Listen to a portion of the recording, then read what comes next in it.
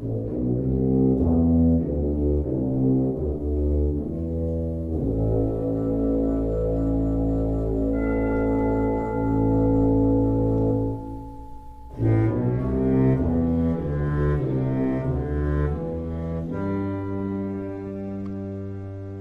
to Mysterious Goings On. I'm Alex Greenwood, your host, and this is Chapter 14.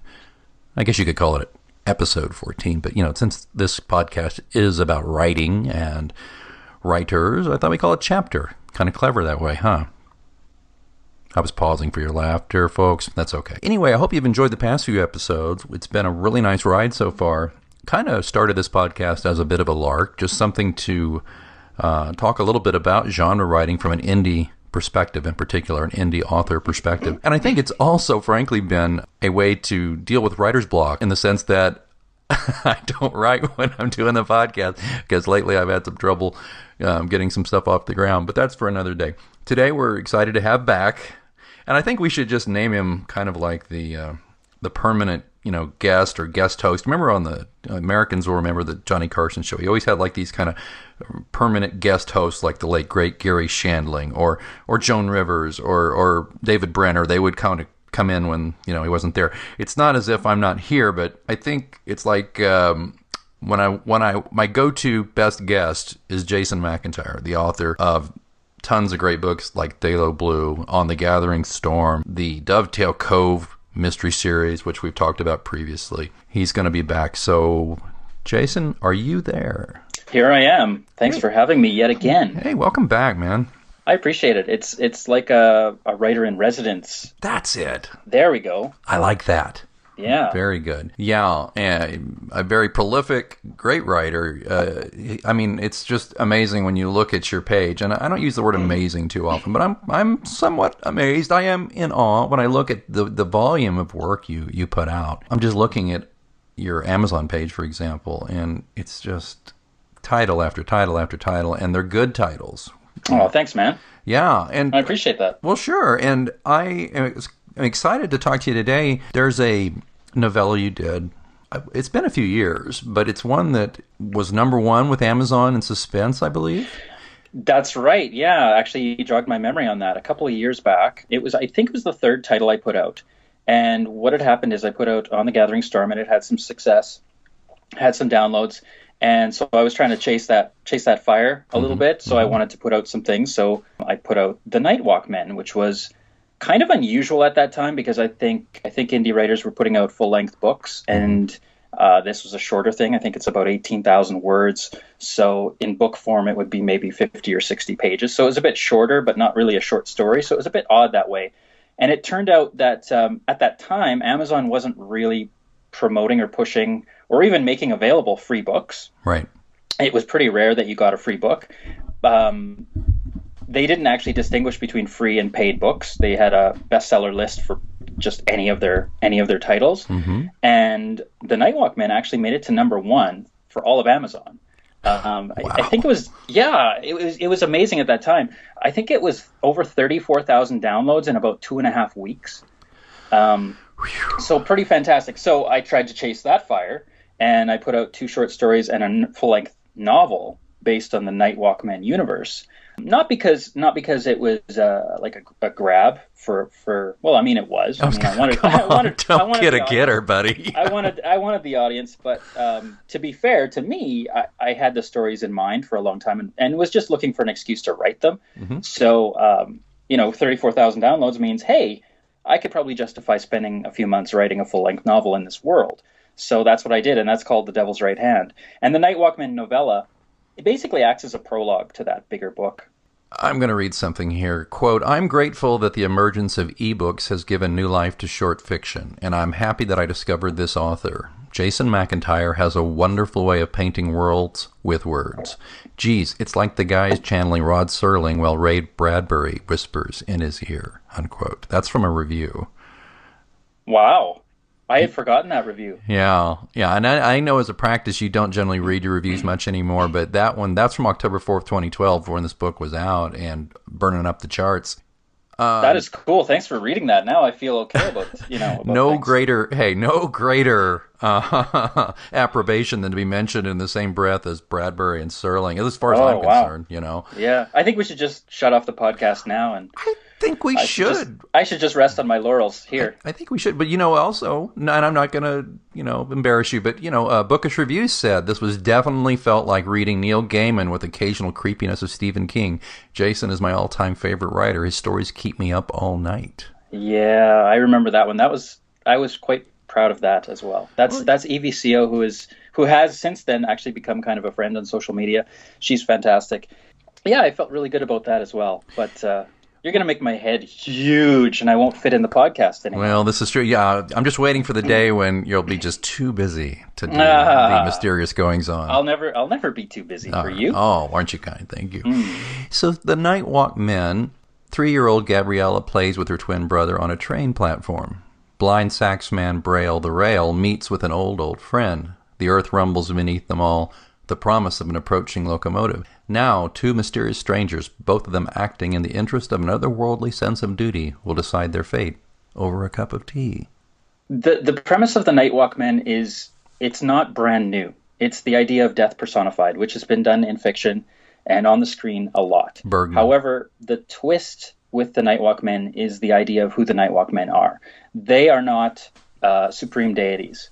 They walk among us. They're human-like. They're basically the blue-collared worker bees of life and death. And so our main character is Obsidian. He, according to the text, he has been imbued with the lives of 10 men. So he's hundreds of years old. He's basically the lowest guy at the company. If life and death was a corporation, he's like the lowest guy, and he doesn't always know what the goals of the greater universe are. He's basically told, you have this work to do, and they call it his duty. You have this duty to do. You have to go out and you have to cull members of your flock. You have to take their lives today. This is who you have to take today, and this is who you have to take tomorrow. And you can't question why you're doing it. You don't know why, and we're not going to tell you why. And so after perhaps hundreds of years, Obsidian is frustrated. He's tired. He's been doing this work. He's been following his duty without questioning it for hundreds of years. And he's done with it. And so he pushes buttons. He's pushing back to see how he can change things, or how he can even find out what his greater purpose is. And so he decides, I'm going to actually take a life that I haven't been asked to take. And this sets in motion the whole thing with Braille the Rail and Gabriella. And basically, this paranormal world is turned upside down, and it sets the stage for the greater novel called The Devil's Right Hand. Now, the narrator of the story is a fellow by the name of Sparrow, and he's also a Nightwalk Man, and he's Obsidian's son. And he's telling the story from his perspective, and he's also hundreds of years old. So as you might imagine, giving life, taking life over hundreds of years, these characters have seen tons of different civilizations and different parts of the world. Their spoken accent is a bit muddled and different and weird. And so when I did the reading for the audiobook of The Nightwalk Men, I was searching for something that made it sound familiar to us, because they speak English, but different enough. So I think by the time you get to the audiobook reading, I think it should be a really interesting and mysterious sounding world that exists in The Nightwalk Men. There's also 2 other short stories. One's called Crow and one's called Corinthian, and they kind of enlighten more of this world and more of these characters.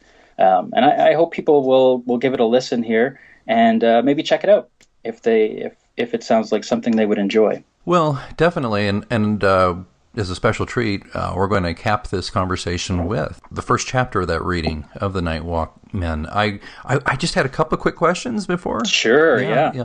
Now, their appearance of the men.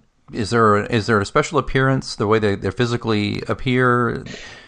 Yes. Well, they're kind of, think of them as subordinate deities. They have sort of mythical, magical powers that aren't as powerful as, say, if God was personified. But they can disappear.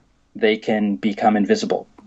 They can move through a space, and all you see is leaves kind of trickling on the ground.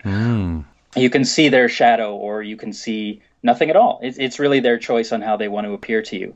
Obsidian has this trick, or this habit of his. He has memorized a discourse. He calls it his discourse. And so when he takes a life, he feels that he owes that person something, because it is his duty, but it's also something that's really difficult for him. So he reads this snatch of poetry that he's written into the ear of his, for lack of a better word, of his victim. So if you're about to die and you hear a little snatch of poetry in your ear, it's probably Obsidian come to do his work. Oh my. What if it's just a dirty limerick? Is that... Well, I think that would be his son, Sparrow. Sparrow's a bit of a smartass and a bit of a jackass, and he, while he tends to speak in kind of old English and very formal English with a bit of an accent, I like to joke, if Sparrow was a real character and alive today, he would probably be on Twitter. You know, he would probably be making smartass comments on Twitter, like Black or Death 1999 tweets. Ooh, terrible day today. Had to take a busload of kids. Going home to draw the blinds and brew some tea. Hashtag don't bother me. Kind of, you know, he takes death seriously, but he lightens it with humor and sarcasm. To be honest, he reminds me a little of Simon from the John Pilot books. Yeah, he pipes up at inopportune moments to kind of add his little twist on the happenings of the story. Right. Well, that's cool. You know, well, one reason I ask is because the more I think about this story, the more the Slender Man phenomena. Oh yeah. And you predate that.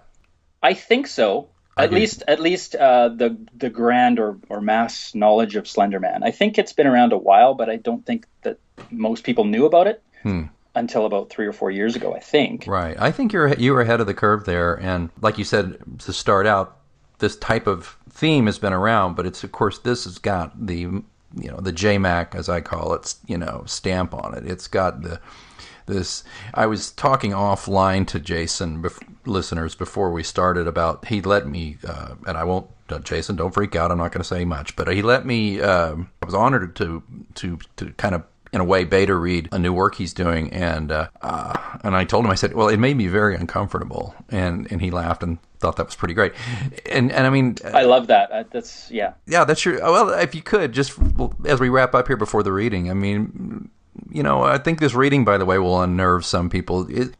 You're not seeking to make people comfortable, are you? No, I don't think.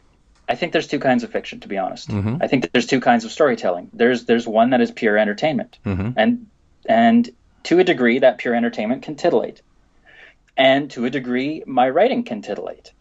But the other kind of storytelling is the kind that makes you think, makes you uncomfortable, makes you question the reality that we live in.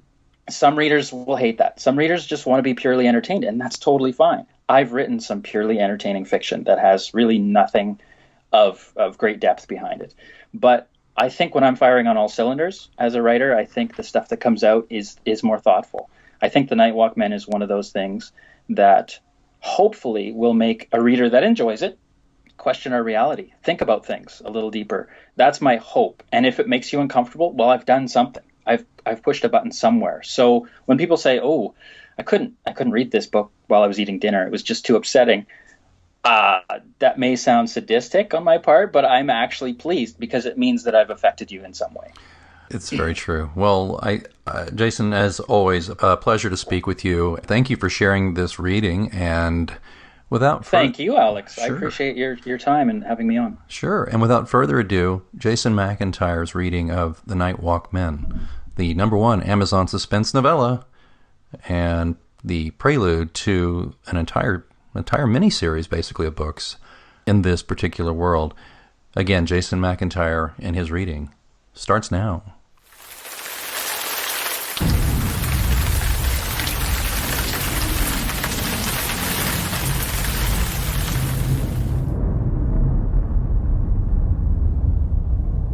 The Nightwalk Men by Jason McIntyre. First, the fuse is burning. You want to chat about the weather first? Well, fine. We can talk about that first, if it's important. Before that, though, you need to know one thing. This is going to be painful. This is going to be a bowling ball dropped from waist height on your toes. A dentist's chair, plus a drill, plus small talk. This is going to be coming down from on high, or finding your spouse in bed with another, or murder, suicide, or heavy metal from the neighbor at 3 a.m. This is going to be the doctor telling you it's inoperable, or a chemical burn on flesh, or pepper spray and a wrongful conviction. This is going to be fire eating your life's work. This is going to be your first time, or your last time. This is going to be 12 fresh body bags going under the yellow tape and into the house at the end of Shepherd Street. This is going to be malevolent eyes in the dark, staring down into a crib at a screaming baby. This is going to be painful. But we can chat about the weather first. That's no big deal. I'll start by telling you something you didn't know. Something you'll probably think is trivial. Something that even your local weatherman likely hasn't heard. More people die when it's raining. Did you know that? Certainly when it's oppressively hot for days and days, even for weeks at a time, you'll hear about the old and the infirm, and how they just can't make it through. How they'll lean back in a chair, fade away, and expire. That happens all the time when it's hot. And during the holidays, that's a big time for us too. You'll have large numbers of folks simply switch off, like a bulb in the attic. The lonely and the depressed, they'll up and do something regrettable while they're alone, or maybe they'll succumb to sheer emotion, two outcomes that don't offer an undue option. But it really is raining when the lion's share take that last bow. There's just something about it, something that doesn't jibe with human guts. Dollar for dollar, day for day, soul for soul. It's the rain that finishes most life sentences with that final period. It's the patter of water on pavement, water from sky onto road and roof, water against the clapboard siding of an old home that brings most of us out to do our work. Be aware, when it's mild, when it's temperate, we're there. We're always there, and that's a promise. But when it's raining, we're there in droves. We're there for keeps. That's a guarantee. You want to chat about the weather first? Fine. We can definitely chat about the weather first.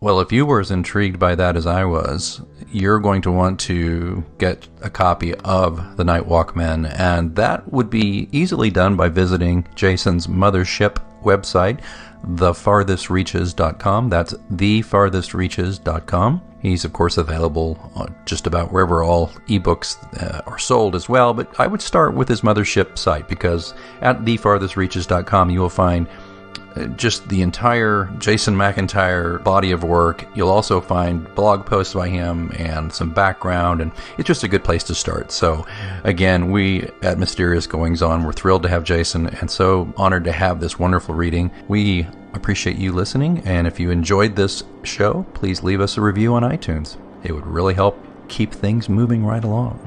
So until next time, keep reading.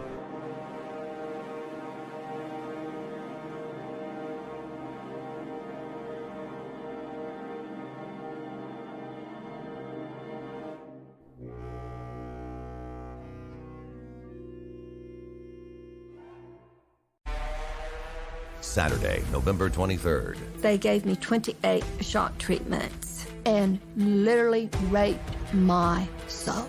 a must-see documentary special. We have a society where psychiatrists can put 400 volts through the brain of a child. Electroshock is being passed off as therapy. Therapy or torture. Saturday, November 23rd. Only on Scientology Network. DirecTV Channel 320 or online at Scientology.tv. Hi, it's Jamie, Progressive's Employee of the Month, 2 months in a row. Leave a message at the... Hi, Jamie. It's me, Jamie. I just had a new idea for our song about the Name Your Price tool. So when it's like, tell us what you want to pay, hey, hey, hey, and the trombone goes, blah, blah, blah, and you say, we'll help you find coverage options to fit your budget. Then we just all do finger snaps while a choir goes, savings coming at ya, savings coming at ya. Yes? No? Maybe? Anyway, see your practice tonight. I got new lyrics for the rap break. Progressive Casualty Insurance Company and Affiliates. Price and coverage match limited by state law.